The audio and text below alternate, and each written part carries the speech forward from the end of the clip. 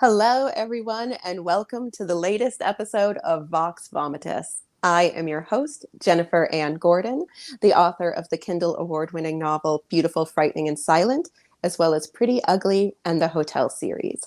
Joining me, as always, is my Vox Vomitus vixen, Allison Martine, author of The Bourbon Books, which includes Dibs, Since September, Move on Melinda, and the very recently released Climb the Salmon Ladder, which I am reading right now, and I believe our guest, the amazing Kelly Hitchcock, is also reading. That is correct. So we have Kelly here with us today, the author of Community Klepto, a book that I read, I think, in a day, maybe a day and a half. Two for me. Yeah, couldn't put it down. Loved it so much. Kelly, thank you for being here. Tell our viewers and our listeners a little bit about yourself and then a little bit about your soon-to-be released Community Klepto. Sure. Thank you so much for having me. I'm so excited to be here. About me, I grew up in the Ozarks because it is the cheapest place in the country for people to live. So that's where my parents took us. And after high school, I wanted to get as far away from the Ozarks as possible, but I was in my 20s and broke as shit, so I only got as far as Kansas City, and that's where the book takes place. And then while I was in Kansas City, I met my now husband. We moved down to Austin about 11 years ago. I live here in Austin with my husband and our identical twin girls who are 6. And so yeah, I've been here for 11 years. I'm also a writer for Austin Moms. And fun fact, this is my last week in my 30s. So you baby. I was going to say, you're still a baby. You're still just a little baby, Kelly. Thank you. That makes me feel good. Well, happy or early weird, birthday. Thank Happy you. early birthday. Yeah, and then about my book, this is my 3rd book. This is my copy. You can tell because it has wine stains on it. It is love that. a humorist fiction novel about a young woman who's living in Kansas City in post 2008, like fallout, and she is a kleptomaniac and a sociopath who compulsively steals from people, but only at her gym. And it comes out on June 21st, 1 week after my 40th birthday. Yay! Yay! Happy birthday. Here's a book. So for those of us, for those people who are listening to this and not watching it, Allison and I today are in our workout wear. Allison's wearing some hot pink pants. I've got an Anne of Green Gables t-shirt on. That's also shredded in the back. That was one of my Zumba shirts. Kelly's I love that you actually did Zumba. So I'm just picturing you. I was a licensed Zumba instructor. I love that. And I also taught ballet bar.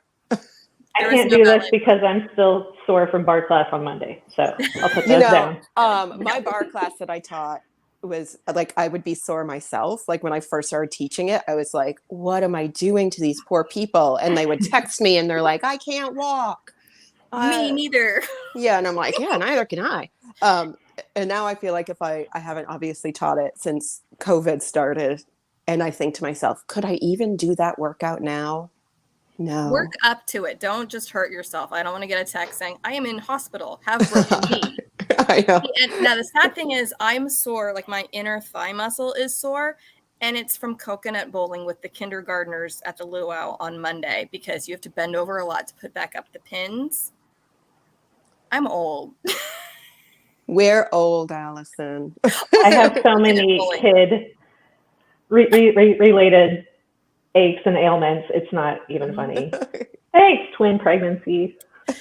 Yeah, the fact, I mean, you have 6-year-old twins. I have one 6-year-old who feels like he's twins because he's a lot. He's a lot. Yeah, he's also my only boy, so that's part of it. But I can't my friends who have had twins, my hat's off to you because 3 separate births was a lot. Doing 2 at once, This is why Kelly drinks wine. It's true.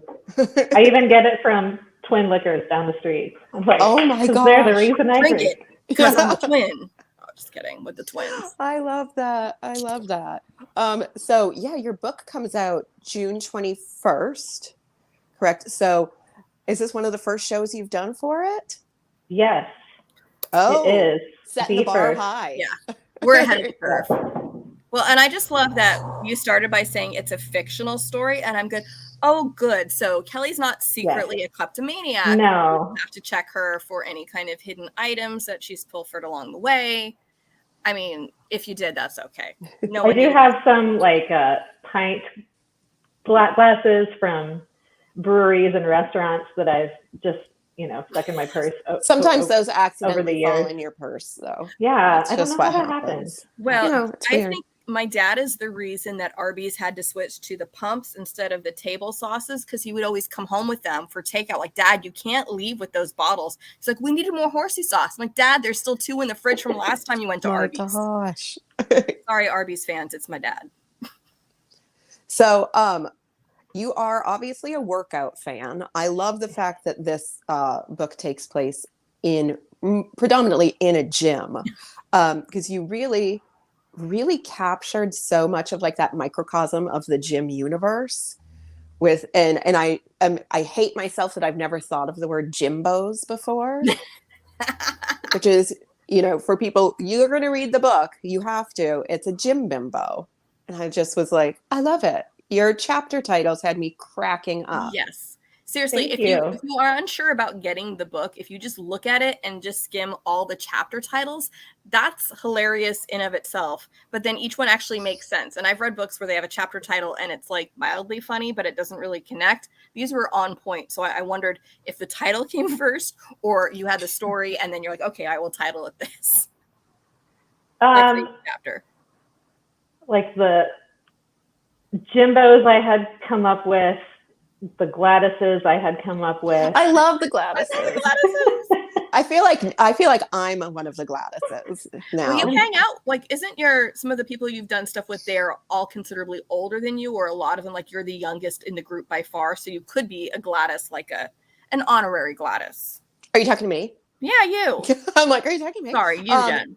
Yeah. Most of my students tend to be a little bit older than. So you teach Gladyses. I love that. I do teach Gladyses. The best Gladyses. Yeah, dance Gladyses. And then I just love a good pun. So, Yes. Puns for the win.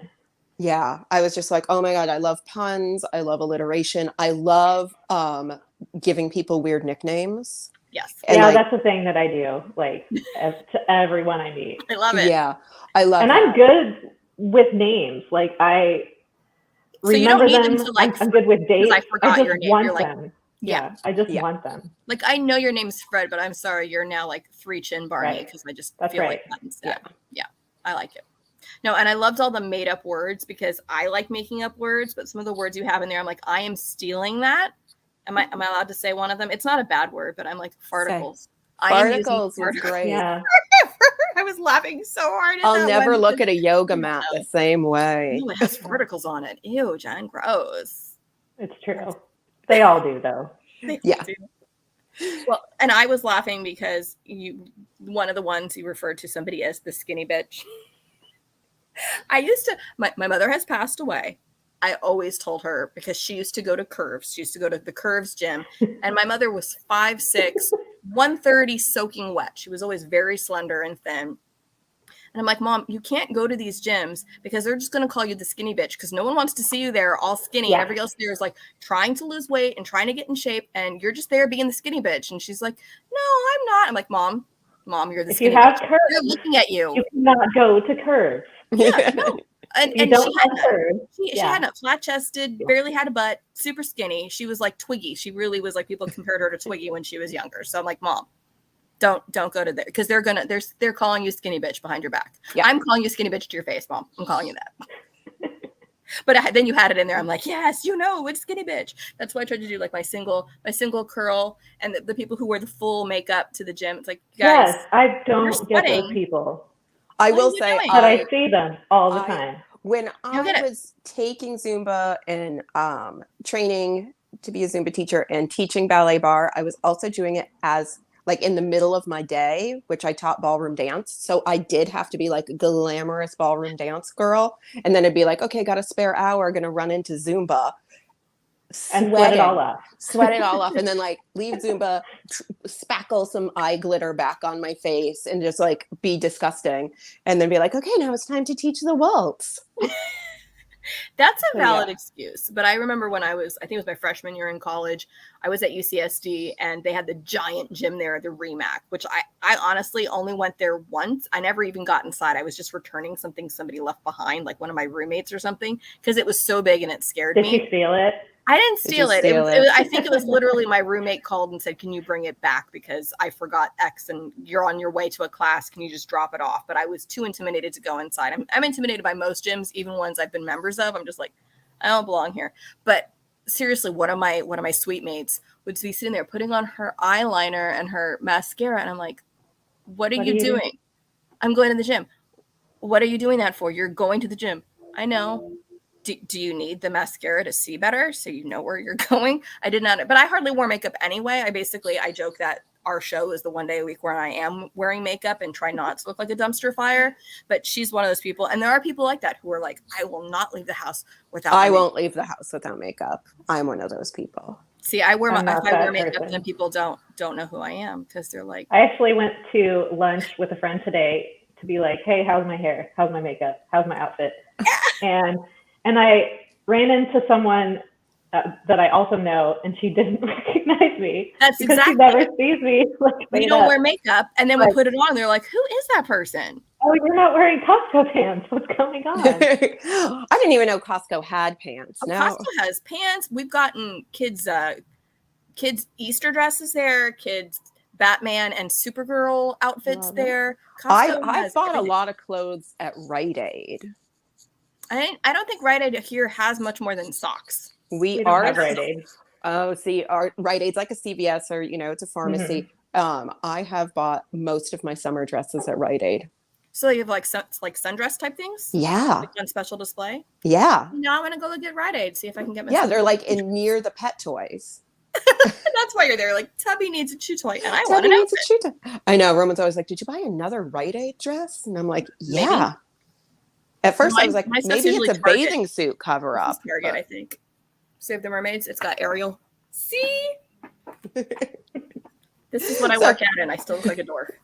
I will say that of all the people at the gym who drive me nuts, it's the people on their phones that drive me the most nuts. Mm-hmm. And I've said, like, if I'm ever so famous and important that I can't, like, not check my phone for an hour at the gym, take it back. I don't want it. Like, no.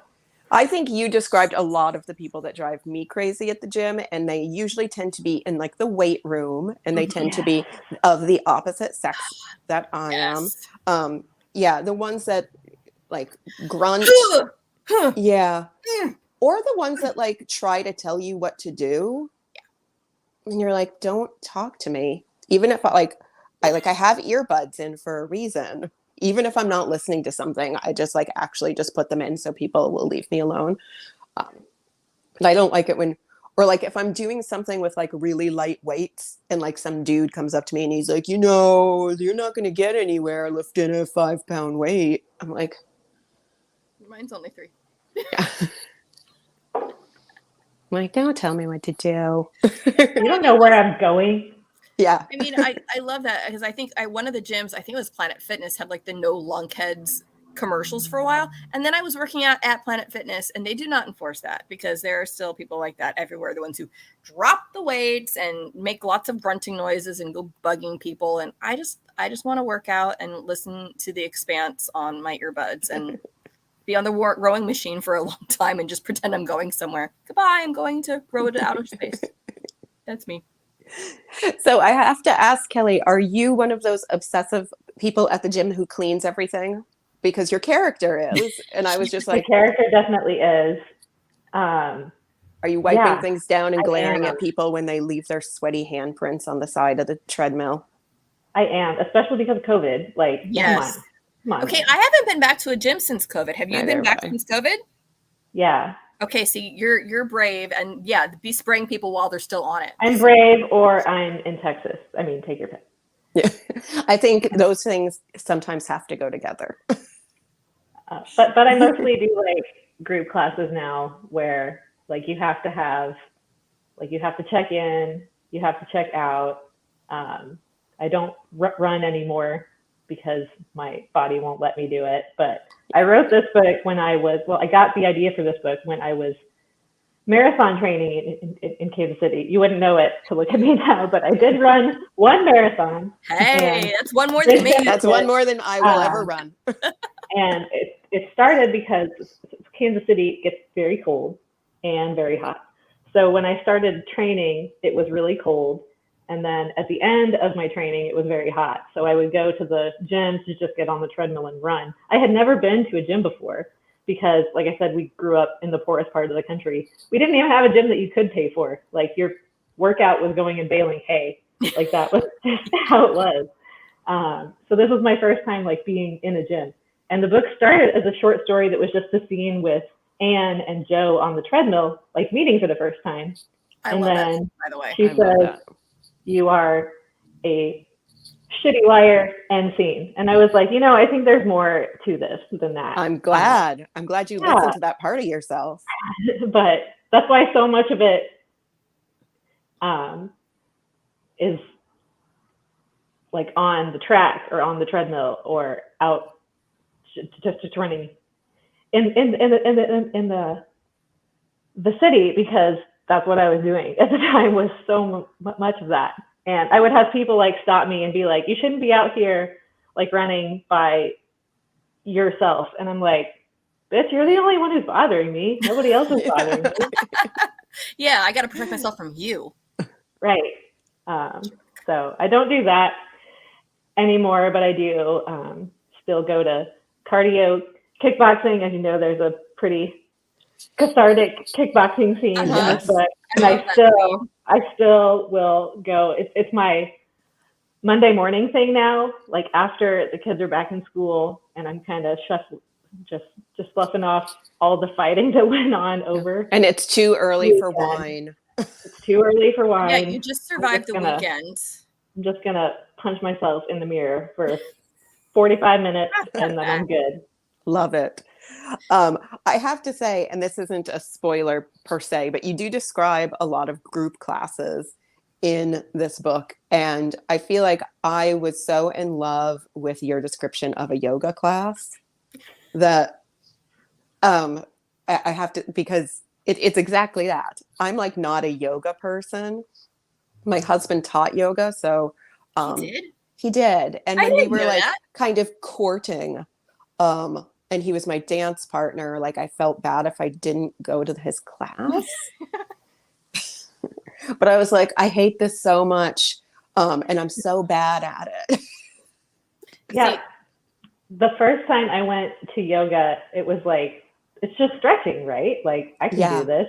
And it is not. It's not. It's not. I thought it was going to be just like a good, relaxing stretch. Yeah. And then again, it's like one of those things. And then you're crippled for like a week afterwards. And I'm just like, you pulled a muscle you didn't know you had. And you're like, I know it hurts, but I didn't know I had anything there to hurt. Yeah. And it's one of those things that you think you're in shape until you do it. And then you're like, oh my gosh, I guess I'm not in shape. See, I've never fooled myself into ever thinking I was in shape. So it's never that much of a disappointment to find out, oh no, that hurt. Oh, I can't get through this whole workout. I'm just going to lay here in child's pose and be for a few minutes. That's all. Happy Baby is my favorite. Yeah. Hug your baby. Hug your baby. No, I love the fact that you got this character who, on one hand, we are introduced her right away as being a kleptomaniac, but then she's also the one who's really mad about everybody else's foibles, like not cleaning up. And why are they not putting their stuff back where they left it? Which I just love the juxtaposition of put your stuff back where it belongs. And I'm taking somebody else's. Right. And then I'm stealing this. Exactly. By the way, I need this. But where's the other weight that goes with this? Seriously, I need 2 for this class. And I think we all know that too, because you'll come over to that area in the gym and you're like, okay, I need that size weight ball. It's not there. You look around, nobody's using it. Where is it gone? And it like someone took it because they were doing reps with it way across the gym, but couldn't be bothered to put it back. So the next person gets to go on like a scavenger hunt to find their equipment. Come on. Rule follower. Rule follower. You have to be. I remember I would like get to my Zumba toning class like really early because like the teacher would be there with like all the like shake weights, and I needed a very specific weight, or else I was like no workout, or I would like my arms are killing me. Yeah, And I or would you break always your be like, wrist. You're like, yeah, clunk. exactly. Bad. Or like sometimes I'm not coordinated and I would like bop myself in the head with like, Jen, you're a dance instructor. You need to be coordinated. I know. I thought you were. Yeah, I'm not. I just save it for the dance floor. Every other time Yes. it's like just falling over. So, Kelly, tell us about your process for this. So you wrote it while you were training for a marathon, or that's when the idea came. How long did this take you? And was it like... I started it when I started to marathon train. I didn't finish it until like a year after my twins were born. So, let's see. So that's been a process. 2022. And the twins are 6. So that means... So I was still in my 20s and I'm almost 40. So like... This book was a marathon for you to write. It was, yeah. I mean, and it's not just there's also the editing and re-editing and editing again and editing again. And then workshopping it, taking and sending it off to queries, that took a really long time. That takes forever. Yes, that's the It longest. is horrible. Well, and one of the things, so as I was reading it, I was loving it.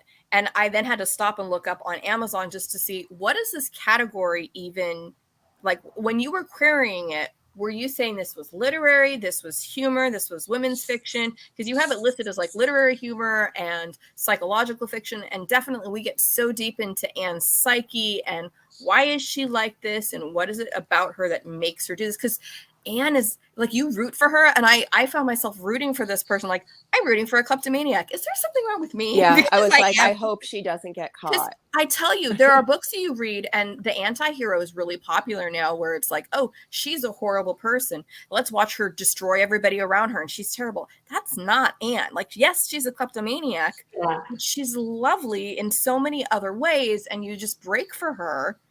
So she's the hero and the anti-hero, I think. Yes, she's yes, her own she is. player. Like, oh, Anne. And like, I saw so much of myself in Anne, that because we've all been that like girl in our 20s who can't really pay her own bills and is, she really should be working and she's not. Like, the whole graphic design thing was hilarious because in my 20s I was a graphic designer. Freelance, so I really get the whole like, oh, I just really make have the font to a be little doing bigger. this. Just a little bigger. Mm-hmm. A little bigger. The 20s are a dumpster fire for everyone. Mm-hmm. Like, yeah, no joke. Same. Yeah. That's why I love to just read about people in their 20s now and just be like, as a wizened old Gladys here. As Gladys is. We're fine now. It's totally fine now. Yeah, I can barely remember my 20s. It was so long ago. So, Kelly, were there a lot of changes that you went through? You said the editing and then like re-editing. Did this look different when you first started it? Did it change shape? It was weird. Like when I started to like send it out to publishers and agents, like they would say, "Oh, this is a really good book for the millennial." And I'm like, I didn't think of it as a book for millennials, but I guess it is because, they went through 2008. They had to deal with underemployment and all of those types of issues. So I kind of played that up a little bit more.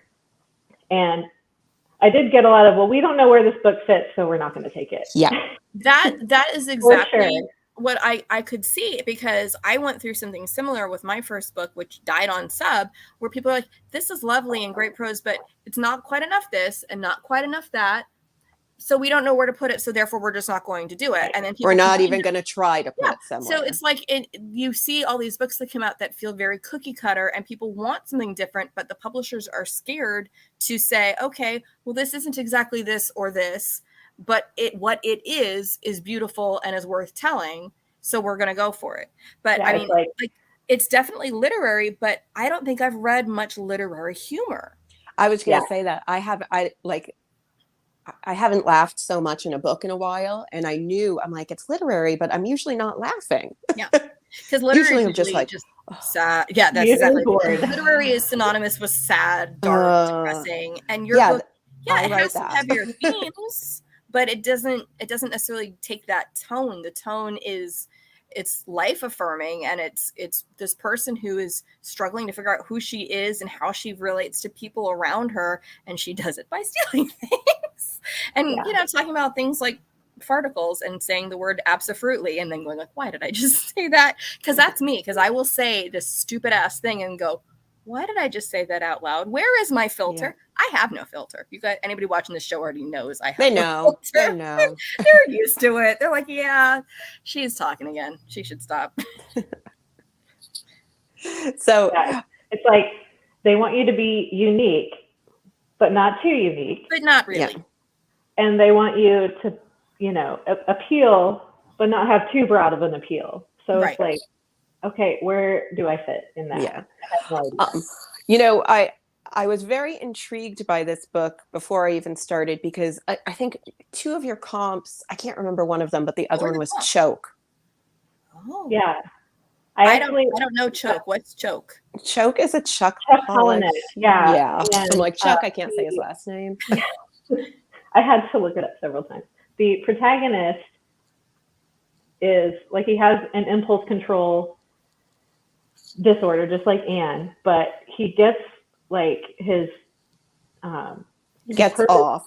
Yeah, that's a good way to put it. He gets off on saving people, or on choking and having people save him in restaurants. Okay. Yeah. So, it's like and his it's addiction. Funny. Yeah. It's hilarious. It's really funny. And I was like, that's why I say that this book is Bridget Jones's Diary meets choke. Yeah, so it's Bridget Jones's Diary. I can see that. Yeah. But Bridget Jones's Diary isn't literary, is it? It's commercial. Wouldn't it be considered more commercial? And for people who are watching who are like, what's the difference between literary and commercial? No one really knows. But there's a difference in like the prose and the tone. The amount of sales. The amount of sales. Literary means it doesn't sell very well. Your use of metaphor, Yes. the internal dialogue. That the language itself is beautiful, and it is not just a tool to tell the story, but the language itself has meaning. And yours is like, our chapters are 124 pages long. Yes, sometimes. I'm looking at you, John Updike. You're my favorite. But well, and one of the literary ones that I love that I did find very funny, but very different than yours as far as tone, was Adam Levin's Bubblegum. And I still haven't found anybody else who's read that because no one's willing to take it on because it's about this thick. I listened to it on audiobook as long as I could till it got returned, and then I couldn't get it again, and I had to go borrow it from the library, and it was just this massive brick, and everybody else looked at it and going, I don't have time for that. I'm like, but it's really, really good. And they're going, I'll take your word for it, but I'm not reading it. And it was funny, but it was weird. But I liked it. Yeah. Well, that's another thing that literary can be weird. I'm going to look it up. Yeah, it's got a bright pink cover, yeah. But it also is set in a slightly alternate universe. I mean, it's our world very much, but there's no internet, and because there's no internet, things are just a little bit different. And it starts with these little creatures that are called, sometimes they're called cures or curios, and sometimes they're called bottomals. They have both names for various reasons, but they're basically so cute, and I apologize for anyone this disturbs, but they're so cute that people basically want to either eat them or squish them because there's so much joy in the cuteness. Like I want to squish it, it's so cute, but literally to death. So it's kind of a weird book. That was weird. I just made everybody go, what are they doing? Yeah. I didn't write it. Anyway, I didn't write no, it. you just made me add it to my TBR. No, but it's really really weird, and it's really good. And the main character talks to inanimate objects and thinks he hears them, and thinks, so he's got a psychological difference as well, where he thinks he hears from inanimate objects, specifically the ones who have outlived their useful purpose, and they want to be destroyed so they aren't like living in agony. So it's almost like euthanasia for a rusted swing set. Oh, I like that. It was really, really good. I highly recommend reading it. I would love to talk to the author about it to find out more about it, but it's literally this thick, and it was well over, I want to say it was like a 40-hour audiobook. So sorry I didn't get through it fast enough. I have other things sometimes I have to do. I'm not always reading or listening to books, despite what my husband thinks. Same. But books are and should be subjective. Like, you're not going to like every book out there. I know not everybody's going to like my book. Some people are going to think the jokes are stupid. I think some of the jokes are stupid, but I laugh. Those people are wrong. Those people are wrong. Those people are wrong. Yeah, and you have the right attitude, because like I think it's really hard when we write our books and they go out into the universe and you're just like, well, be free, sweet baby. And you get like you get great reviews, and then you get the reviews that, you know, you go to Goodreads and then you want to kill yourself because hit yourself in the head with a 3-pound weight. With a 3-pound weight repeatedly. Yeah, or 5, whatever you have handy, it's fine. Well, I remember my book, Beautiful, Frightening, and Silent, is about grief. And one of the reviews, and I say it right on the back, like, this is what the book is about. About grief. It's a sad book. And like, I got a review that was just like, this book was so sad. I hated it. Like, I hated the fact that blah happened. I'm like, but that was on the back cover. Mm-hmm. It's the blurb. Mm-hmm. All you had to do was read the blurb and go, that doesn't sound like something I would like. See, Jen, this is why you should have listened to that editor who wanted you to make your main character funny. Yeah, that is true. The grieving alcoholic widow or widower needs to be funnier. I know. I'm like, his wife and his child died. I don't think he's going to be cracking jokes. He should be funnier. Yeah. Editors don't always know necessarily either what tone to say. It's fine. I had one say, it felt like you were making it up as you went along. I'm like, that's right. News for you. I am a pantser. See my pink like, pants? I call that the writing process. That's right. Exactly. I just had to laugh at that one. Okay. You're like, okay, all right. Well, so I guess that sort of answers the question of, are you a pantser or are you a plotter? Totally. I'm a pantser. Costco pantser. Pantser in your Costco pants. Yes. Well, and I had the privilege because I read Klepto fast enough that I was like, okay, so this says she was a finalist for this other award for this other book, so I'm going to go read that because I read fast and I wanted to. And your other book, Redheaded Stepchild, was gorgeous, but it is a darker tone. Yeah. And it is more sad. And I'm wondering how much of that is autobiographical. You don't have to answer and throw all of your family under the bus, because it was very much like, this is was that in the Ozarks? It's go ahead, Kelly. It's fiction, like absolutely, but there's no real Katrina. There's no real Katrina.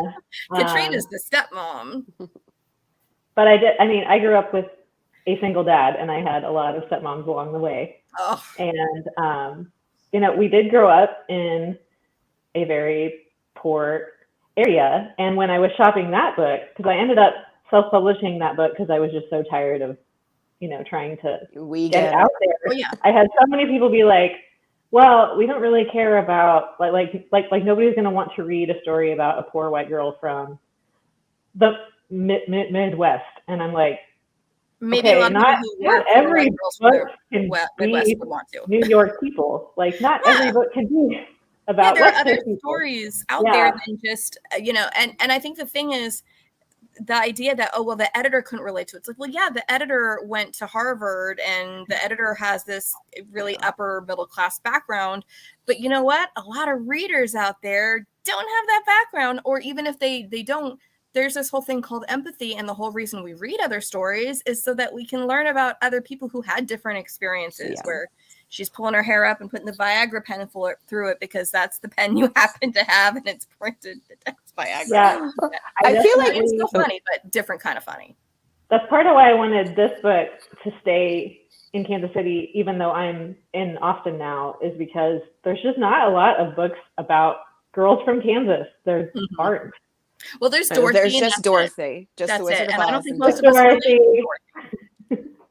Well, I never set got my to books, go over Rainbow. Yeah, I set my books in New England because that's where I'm from, and like my current work in process or work finished, I don't even know anymore, is set like in New Hampshire, and I always just feel like people are going to go, "Where's New Hampshire?" But I think it's important for people are like, "Where's Kansas?" That's one of the ones in the middle, right? Yeah. I admit that. Kelly, I like, apologize for if you've gotten to the point where some of my characters are intentionally missing up all of the middle states in Climb the I haven't gotten there yet. There's but just I get it. Where they're like Montana, Wyoming. Yeah, exactly.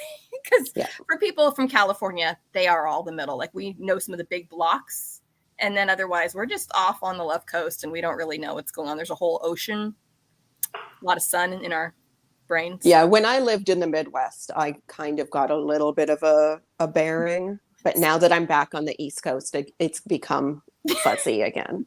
Though I was obsessed with the show Ozark, so then I felt like I really wanted to like go to Kansas City. From that show. Did you?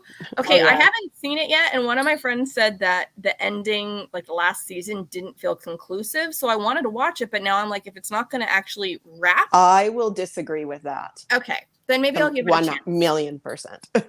I've only watched a couple of the first episodes of the final season.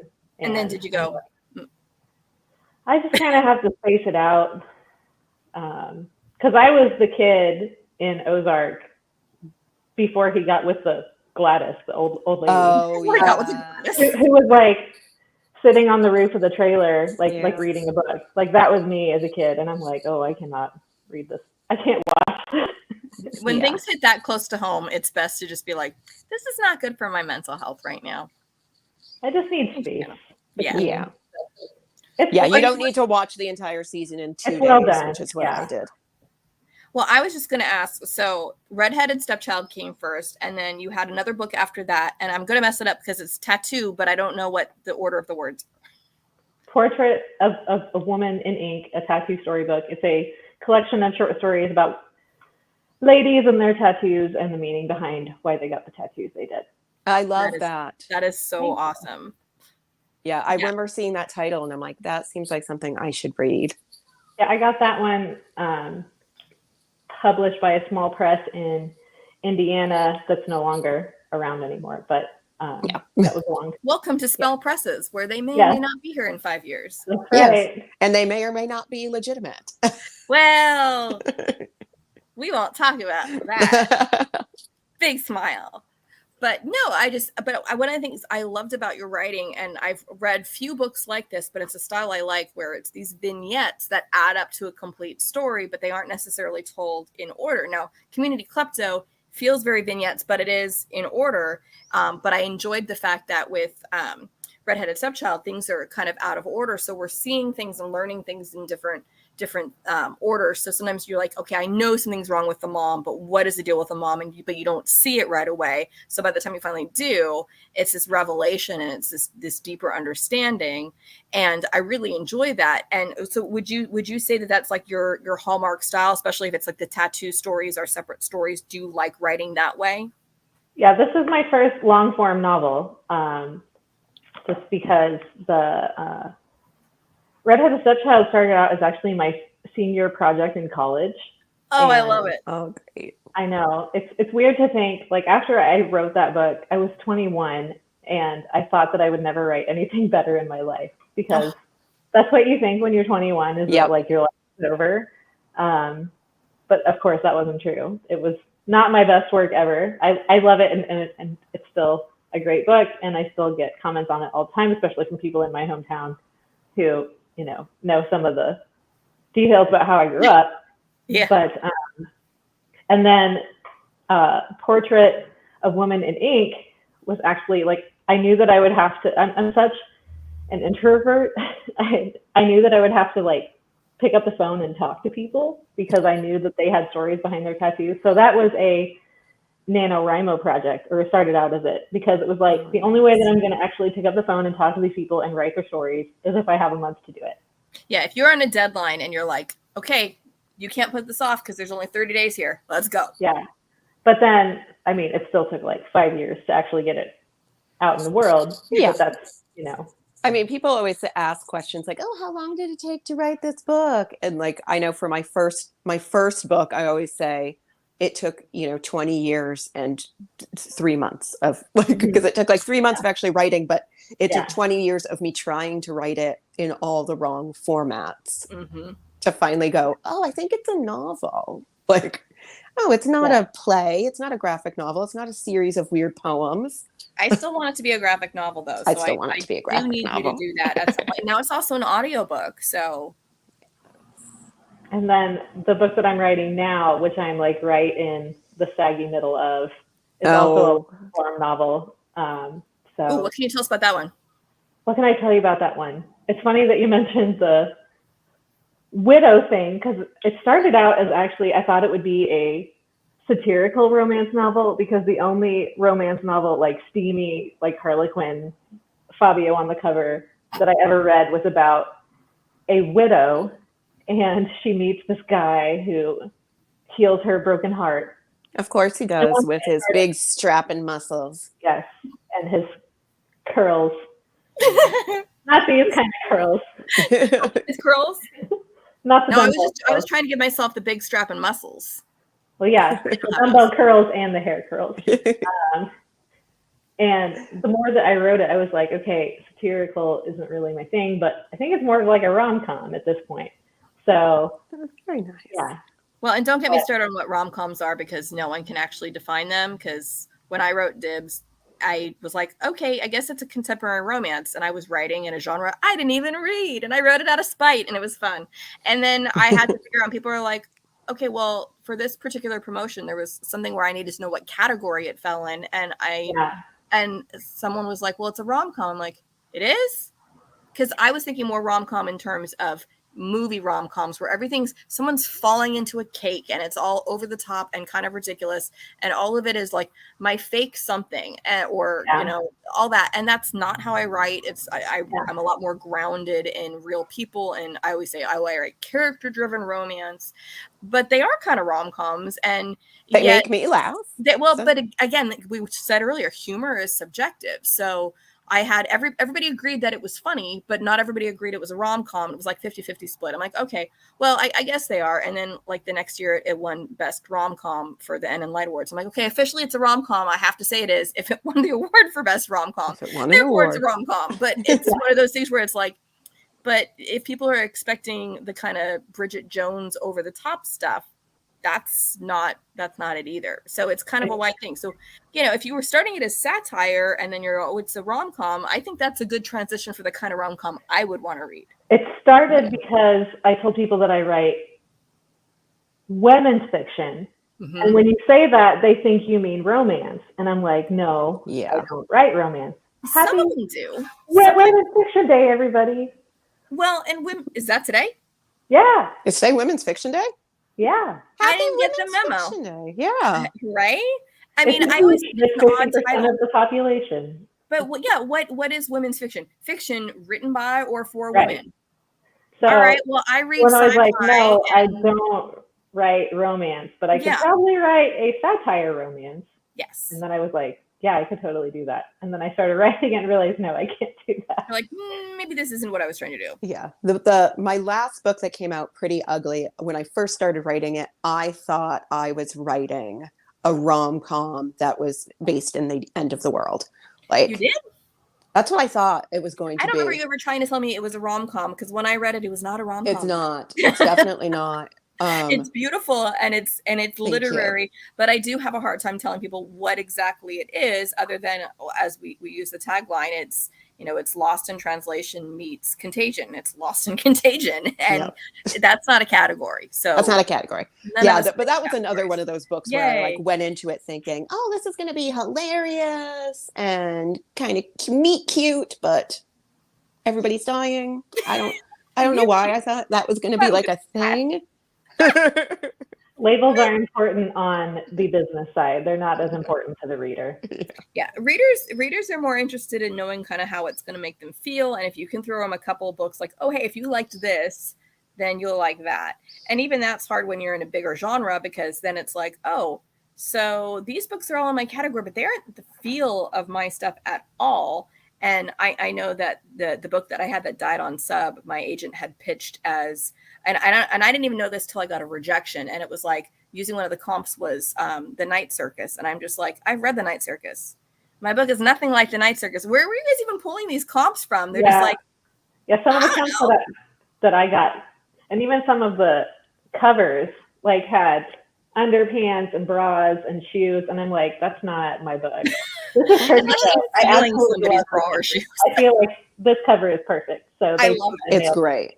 Oh, Kelly, I have to send you these things. I think I sent them to Jen. I'm the one who did the graphic just as the reminder for like when it was. And I was getting out of control because I could you're standing like with one hand out and I kept putting your book under it. So it made it look like that was your hand. This is why I'm not allowed to do the graphics. Because like, oh, look, there's your hand. Oh, now it's over here. And you have this giant blue hand. I did not actually post that. I'm a 10-year-old sometimes with my level of easily amused. Like, look, she has a giant blue Smurf hand. Oh, totally. I always say I'm a 12-year-old boy trapped inside a woman's body. Yes. I know. Like, which is why I laughed at farticles. So I was just going to say, give me a good fart joke any day. Mm-hmm. Yep, that's fine. Everyone farts in yoga. Come on. Yes. They do. It does. You get into that position and your entire middle section is completely collapsed. Where's the gas going to go? It's just physics. Yeah. Yeah. And you just have to, I remember like even just like teaching ballet bar, people would fart in ballet bar too. And ballerinas don't fart. Jennifer. Ballerinas don't fart. Well, That's this was not about ballerinas. My yoga guy is in my acknowledgments for the book about how he makes me laugh, cry, and fart all in the same class. Totally does. Hopefully not at the same time. You're like, ah. No, not at the same time. But definitely in the same class, like over the course of an hour. Like go through the entire emotional journey and bodily function journey through yoga. Namaste. Namaste. I know. And on that note, we are out of time. We'll leave it with the last farting story. Kelly, thank you so much for being here. Everybody, make sure you buy Community Klepto. It comes out June 21st. It is available for pre-order now, I'm assuming. Yeah. I'm assuming. I'm like, we just got them from your publicist, so we were spoiled. I did not steal mine. I joked I did, but I didn't steal it. But steal it if you have to. It's fine. Yeah, it's fine. Steal it if you have to. It's fine. Just like pass it on to somebody else afterwards. Pass along the book. Yeah. Let it agree to. So thank you, Kelly, for being here. Allison, of course, thank you. If you are watching this on the replay or on YouTube, make sure to hit like and subscribe. And we will see you next week, which I don't know what the date is next week. It'd be the 15th. All right. I'm still on vacation. Vacation. That's is that your birthday? We'll be back for Kelly's birthday with some other guest. And I know that's rude, Kelly, but we'll be thinking of you. And we'll think of you. We'll drink to you. This is still just water. Yes. So cheers. And thank you, everybody. Cheers.